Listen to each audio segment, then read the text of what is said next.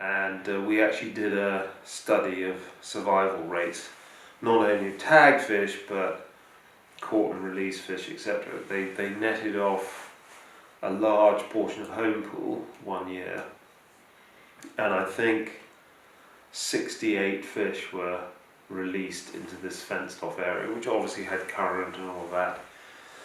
And they recorded, double hook, single hook, barbless hook, barbed hooks, how long they were played, etc., etc.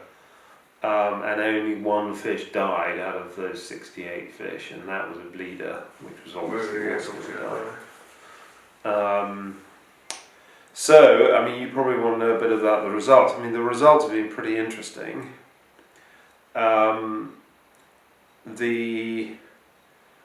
Ponoi has two main runs. There is the autumn run, which is the one that people struggle to understand, which begins at the beginning of August, and they tend to be the bigger fish that come first, and they keep on running.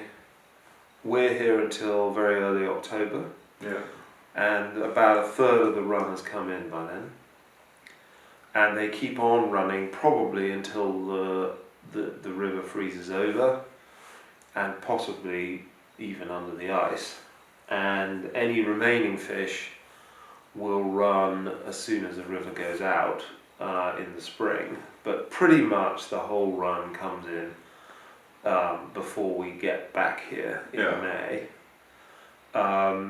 And so when we arrive, there's many more fish in the river than when we left. And you can often have a good idea of how the spring fishing is going to be in terms of how strong the autumn run was. The fish look silver, behave like fresh fish. They're still, I mean, the ones we caught today were super strong. Yeah, fantastic. Yeah, I was in the backing 5, 6, with 5 or 6 fish, I think. Today. But, I mean, and there are some with me, you would swear they were fresh. Yeah. But if you look in the gills, there's maggots in the gills.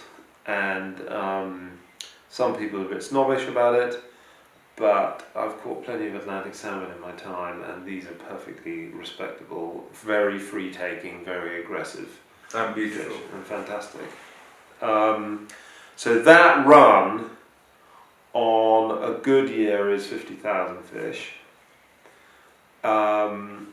And then there's what we call the summer run, which starts about the 20th of June and goes into July, and that's sort of 5 to 12,000 fish, and that's grilse and some big hen fish and some big male fish as well, and a spattering of the sort of 10 to 15 pound fish, but it's often high teens or grilse. And they're beautiful fish, and those summer run fish will spawn when they come in June. They'll start coming in about 10-15 days time. Today's date I think is the 10th of June. They will spawn this autumn. So that's more of the ones we're used to catching in Scotland. Exactly. Whereas this autumn's fish stay under the ice. We catch them next spring. They spend the whole summer in the river. They spawn next October time. Many will die, but some will then stay under the ice again, and will go back to sea as kelps.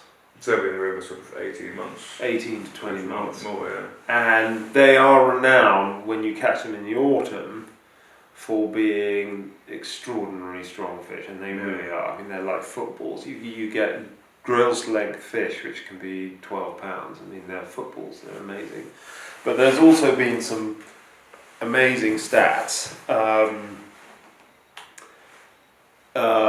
Just to give you an example, over the years, 2006 we tagged 1,300 fish, and we recaptured 215, which is 16%. 2011, as an example, we caught 1,189 fish, and we recaptured 99 of them, which is only 8%, so that was probably a bigger run, Yeah. and so it goes on. We also tagged the Celts, and there's been some cool recaptures. I think one of the most famous recaptures was actually Mike Fitzgerald, who was the founder of Frontiers, who caught and released and tagged a fish in 1997, went and had a cigarette on the bank, went back into the river and caught the same fish. So anyone who says catch and release doesn't work. Yeah, they need to reassess.